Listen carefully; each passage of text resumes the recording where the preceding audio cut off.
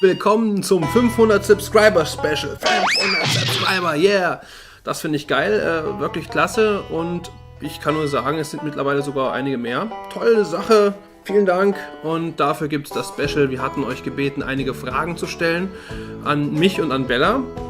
Wobei ich sagen muss, dass die meisten Let's React Videos ab jetzt in Englisch sein werden, weil es wahnsinnig viel Arbeit ist, jede einzelne deutsche Sache hier in Englisch zu übersetzen und weil es so mehr internationale Bronies anspricht, was mein Bestreben ist.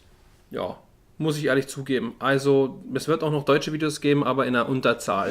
Sorry, tut mir leid, einige, die jetzt sauer werden und sagen, dann will ich den Kanal überhaupt nicht mehr sehen. Am besten gleich das Abonnement löschen. Das ist okay, ist kein Problem. Disliker gibt's immer. Aber jetzt kommen wir genau zu der Fragestunde, die ich vorgesehen hatte für dieses 500 Subscriber Special. Und da brauchen wir noch Bella. Mein Gott, wieso materialisierst du dich immer einfach so ins Zimmer hinein? Ich bin eben eine Hexe. Er weiß es noch nicht. Genau, so wie Bibi Blocksberg gehört in der Kindheit. Ist übrigens geil. Höre ich auch jetzt ab und zu noch. Tatsächlich, Bibi Blocksberg finde ich immer noch süß. Ich auch. So, jetzt kommen wir zu den Fragen, die alle brennend interessieren. Juhu. Was für Fragen gibt's? Her damit. Ja, also, erste Frage von Elisabeth Tranxuan. Welche Folge ist denn eure Lieblingsfolge? Ich habe viele. Gibt es irgendeine, die besonders hervorsticht oder so? Also die mit der Rainbow Dash Academy, die fand ich cool.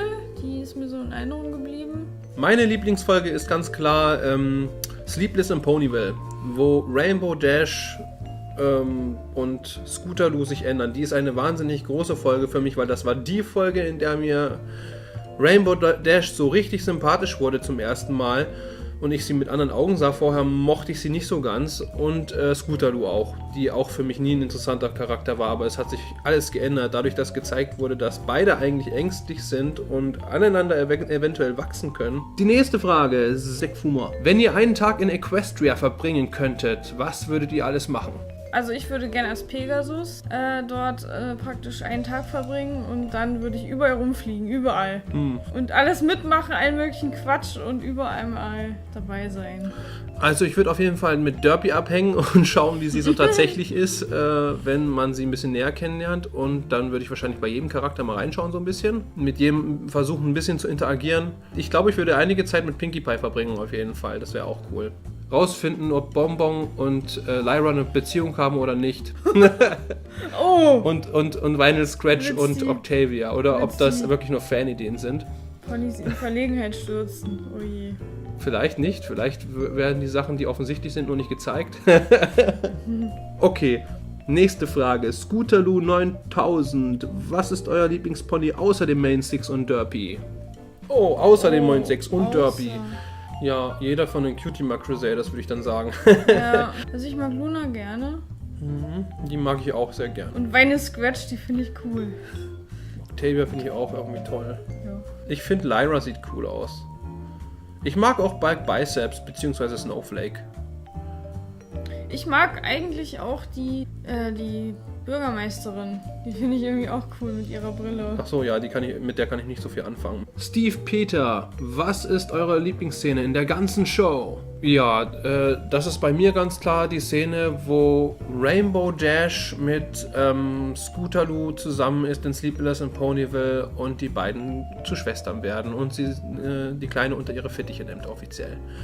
Das ist, glaube ich, die schönste Szene von allen bisher ungeschlagen für mich in My Little Pony Friendship is Magic.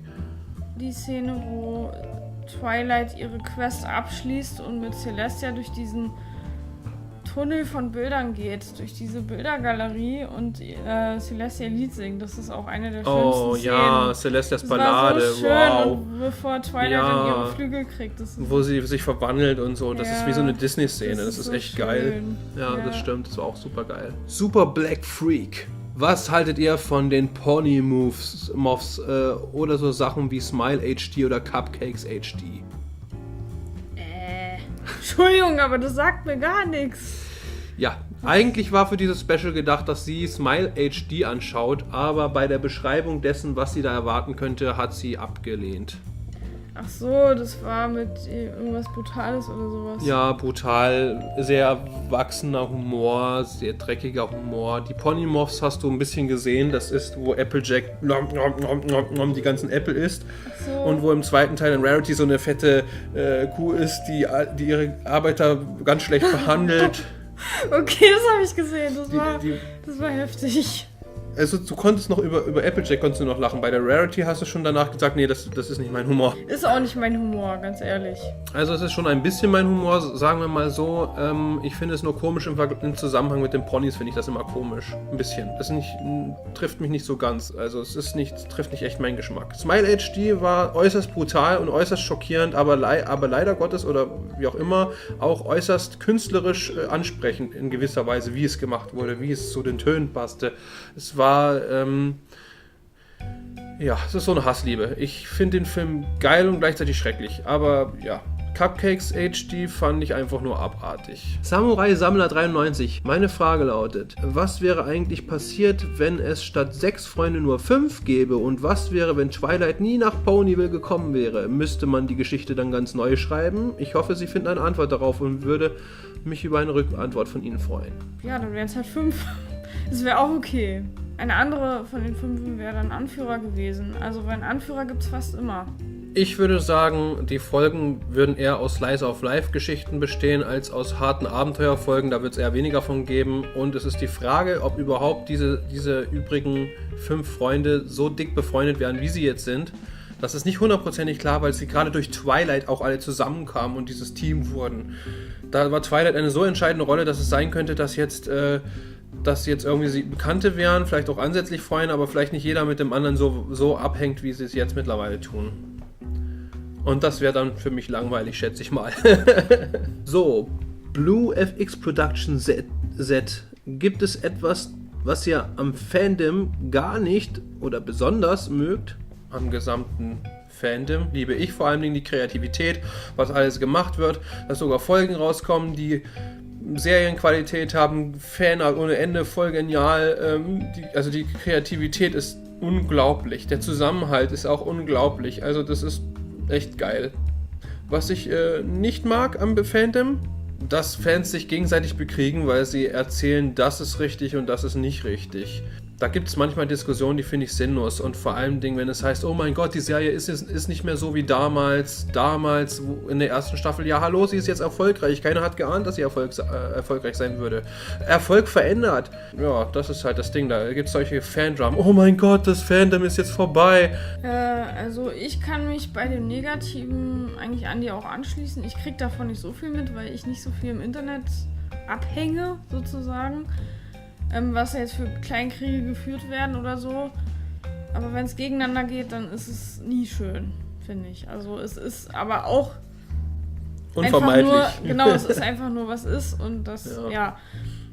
Und eigentlich beim Positiven ist es auch genauso, dass ich diese Bilder und alles, was kreativ gemacht wird, auch toll finde. Super. Letzte Frage. Auf welchem der groß angekündigten Treffen werdet ihr zu Gast sein? Love Muffin, der Brony Disco in Berlin, Blackies Bar, WWU, Brony Fair. Brony Fair ist die Messe in Berlin. Galacon, Luna Fest. Also wir haben uns überlegt, eventuell auf die Love Muffin zu gehen, das ist aber noch nicht hundertprozentig klar. Ich glaube, auf der Brony Fair könnt ihr mich recht sicher, auf jeden Fall mich, glaube ich, erwarten. Aber was mit ihr sein wird, wird man dann sehen. Ja. Oh, da ist noch eine kleine Frage. Wenn bei euch gezockt wird, was so hauptsächlich? Ich mache eine Menge Videobearbeitung und so andere Sachen im Internet, aber zocken eigentlich eher fast gar nicht. Ich zocke am liebsten mit ihr Skippo oder so Brett- und Kartenspiele. Das finde ich geil, aber am Computer, das einzigste Spiel, was ich in letzter Zeit gespielt habe, war DSA. Satinavs Ketten, weil ich wieder angefangen habe, Rollenspiel zu machen. Das mache ich nämlich auch ganz gern, das schwarze Auge, falls jemand das was sagt. Und da war dann auch das Interesse da, diese Welt einmal durch Computerspiel zu erleben. Aber sonst, das habe ich sogar durchgespielt. Also ich habe an der Playstation Herr der Ringe, habe ich sehr gerne gespielt, an der Playstation auch mit anderen.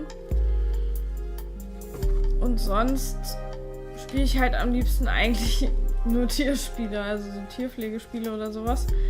Pferdespiele. Ja, Pferde und Tierpflege. Grundsätzlich bin ich offen dafür, wenn jemand ein neues Spiel hat oder vorschlägt, mir das mal anzuschauen. Jo, das war's. Das war die Fragestunde. Ich sage alles Gute und vielen Dank für die tollen Fragen und man sieht sich beim nächsten Video und sie sieht ihr sicherlich auch wieder. Genau. Ja, macht's gut. Bis dann. Bis dann. Brohuf. Tschüss, Brohuf.